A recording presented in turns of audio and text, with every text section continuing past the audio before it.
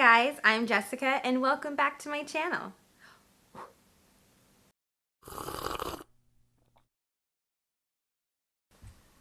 Hope everyone is doing well. Once again, welcome back to my channel.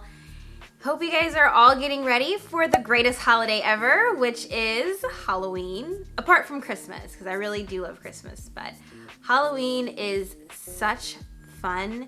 I mean, I love the decoration, the awesome movies that come out during this time, the scary, spooky vibes. So in light of that, I wanted to share some of my favorite scary books, creepy books, a little bit of both. I wanted to give you some of my favorite spooky, creepy books to read during this time to give you all of the Halloween feels. So let's dive right into it. So the very first book is Dracula by Bram Stoker. Now, I know this one is super popular and it is a very classic Halloween story. I remember reading this book many years ago and absolutely falling in love with the whole vampire. And honestly, this is such a great starting place if you do love reading about vampires or watching vampire shows. You have to absolutely read Dracula. I mean, there's no other place to start than this one. I feel like I don't really even have to give a whole synopsis of it. I'm sure you guys know what this story is about, but it is really good. It isn't necessarily scary, but it definitely has some creepy feels and really just puts you in the mood for Halloween. So the next book on the list is Rebecca by Daphne du Maurier, and I absolutely love this book. I remember I read it, again, several years ago, but just absolutely falling in love with this story. It is another classic, like, creepy horror book, even though it's not really horror. I would say it's more creepy. But it is about a woman named Rebecca, obviously. She is engaged and then married to a man named Max de Winter. She's swept away into this beautiful home and this beautiful lifestyle. However, she is haunted by the ghost of his past ex-wife and a very creepy housekeeper. This book literally will keep you up all night, not because it's scary or anything, but because it is so good. It's definitely a page turner. I will say that it is a bit hefty to get through, but have patience with it because it is so rewarding. I absolutely love this book. Definitely gives you ghost vibes if you like ghost stories or you know, like those kind of spooky stories about people that have died. Then this definitely is a great book to read. Highly recommend. All right, so next up is The Whisper Man by Alex North. I'm not going to dive too much into this book because I've already filmed a book review video on that, so make sure to go check that out. All I'm going to say is this book is very chilling, and if you like stories about serial killers and children, though those two things should not go together, but they do in this book. So yeah, read this book if you like either of those two things or you just want a really good story to read, Whisper Man, and then also go check out my book review. All right, next up is American Psycho by Bret Easton Ellis. And this one isn't necessarily scary, but it does have lots of blood and chopping up body parts. So if you like that, some cannibalism in this story, this is actually such a favorite book of mine. I think I've talked about this before on my channel, but American Psycho is really good if you do give it a chance. Essentially, it is about Patrick Bateman, who he works on Wall Street during the day, but has a very active nightlife doing interesting things to body parts, and again, lots of blood. Really good book if you are into that sort of thing. I know I am. This one was definitely a page turner for me. Really enjoyed it, but yes, lots of blood, lots of chopping up things and people. So that's all I'm gonna say about American Psycho. So next one is Pet Sematary by Stephen King. And actually, this is my very first Stephen King book that I have read. I have not read any Stephen King until this one here, which is like what I'm reading right now. And it is very scary, and I absolutely love it. If you guys have seen the movie, then you probably know that it's a scary movie, and the book, in my opinion, is actually way more scarier. I may do a video on this. We'll see. But the book essentially is about a family that moves into this town, and then strange things start happening and things start appearing.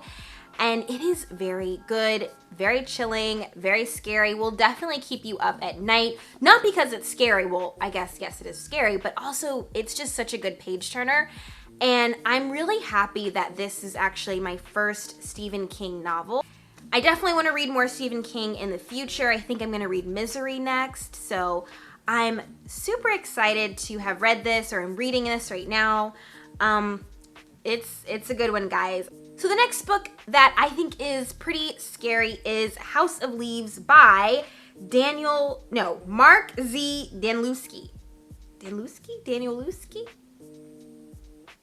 Try saying that 5 times fast. However, House of Leaves absolutely scared the bejesus out of me. That book is so scary. And honestly, it's a very controversial read because, is it a book?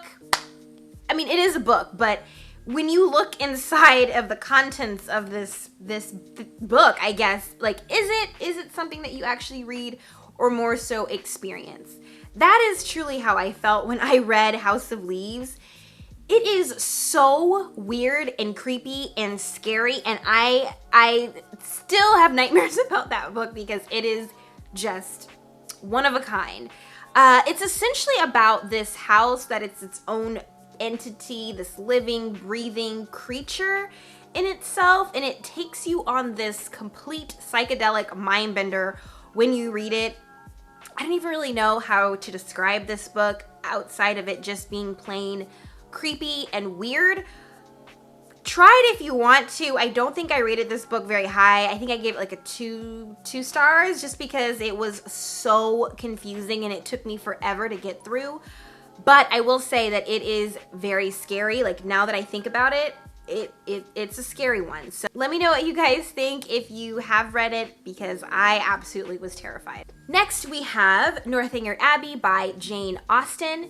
And I remember reading this many years ago when I was in university, and you can probably tell due to all of these excessive notes that I have in this book. But this book is not scary at all. But I will say that if you like dark, if you like gothic feels, something that's really perfect for a very cold and wintry day, or even, right before Halloween, I would say read this. It is a classic. It is about a young woman named Catherine, and she is obsessed with everything gothic, vampires, dark, everything. So she's kind of like me, I like to think we're the same person, but it's very good. Again, not scary at all, but if you do like that gothic feel, dark feel, vampires, bats, all of that, castles, then this is definitely one to pick up. Next up, we have Night Film by Marisha Pessl, and another controversial book because I feel like those who really love this book or have read it either love it or do not like it at all.